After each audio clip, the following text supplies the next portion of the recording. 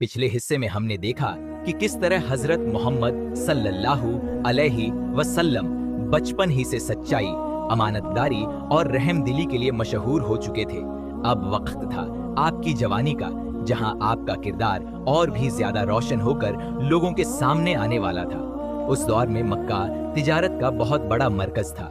दूर दूर के मुल्कों से लोग अपना माल लेकर मक्का आते और यहाँ से शाम, यमन और दूसरे इलाकों की तरफ कारोबारी काफिले रवाना होते थे। हजरत मोहम्मद सल्लल्लाहु अलैहि वसल्लम भी अपने चचा अब्बू तालिब के साथ तिजारत के सफरों पर जाने लगे। सफर लंबे होते थे, रास्ते मुश्किल होते थे, लेकिन आपने हर हाल में सच्चाई और ईमानदारी का दामन मजबूती से थामे रखा। धीरे धीरे मक्का के लोग यह महसूस करने लगे कि अगर अपना माल किसी के हवाले करना है तो सबसे ज्यादा भरोसा मोहम्मद सल्लल्लाहु अलैहि वसल्लम पर किया जा सकता है। इसी वजह से लोग आपको अल अमीन यानी सबसे ज्यादा अमानतदार कहकर पुकारने लगे। कुछ लोग आपको अस सादिक यानी सच्चा भी कहते थे। उस जमाने में झूठ बोलना, धोखा देना और नाप तौल में कमी करना आम बात थी, लेकिन हजरत मोहम्मद सल्लल्लाहु अलैहि वसल्लम ने कभी किसी का हक नहीं मारा। आपने कभी किसी के साथ खयानत नहीं की। आपकी यही सिफत पूरे मक्का में मशहूर हो गई। इसी दौरान मक्का की एक नेक, समझदार और मालदार खातून थी, हजरत खदीजा रज़ियल्लाहु अन्हा।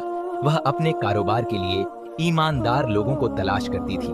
जब उन्होंने हजरत मोहम्मद सल्लल्लाहु अलैहि वसल्लम की सच्चाई और अमानतदारी के बारे में सुना तो उन्होंने अपना कारोबारी माल आपके हवाले किया और आपको शाम की तरफ तिजारत के लिए भेजा। इस सफर में उनके गुलाम मैसरा भी आपके साथ थे।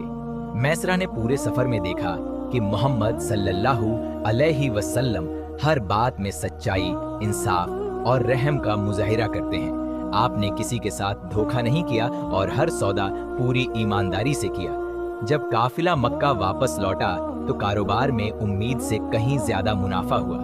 मैसरा ने हजरत खदीजा रज़ियल्लाहु अन्हा को सफर की सारी बातें बताईं और हजरत मोहम्मद सल्लल्लाहु अलैहि वसल्लम के बेहतरीन अखलाकन और किरदार का जिक्र किया।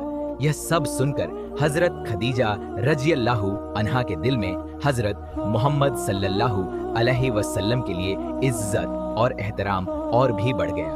कुछ दिनों बाद उन्होंने निकाह का पैगाम भेजा। उस वक़्त हजरत मोहम्मद सल्लल्लाहु अलैहि वसल्लम की उम्र लगभग 25 साल थी।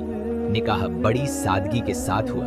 यह निकाह सिर्फ दो इंसानों का रिश्ता नहीं था, बल्कि भरोसे, मोहब्बत और एक दूसरे की मदद पर कायम एक मुबारक रिश्ता था। हजरत खदीजा रज़ियल्लाहु अन्हा हर मुश्किल वक़्त में हजरत मोहम्मद सल्लल्लाहु अलैहि वसल्लम के साथ खड़ी रहीं। बाद में जब नबुव्वत का आगाज हुआ तो सबसे पहले ईमान लाने वालों में भी वही थी।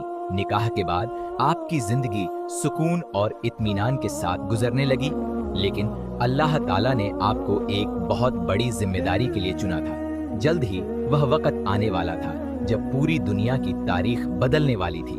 आप अक्सर मक्का के शोर शराबे से दूर गारे हिरा में जाकर तन्हाई में अल्लाह की इबादत और गौर ओ फिक्र किया करते थे।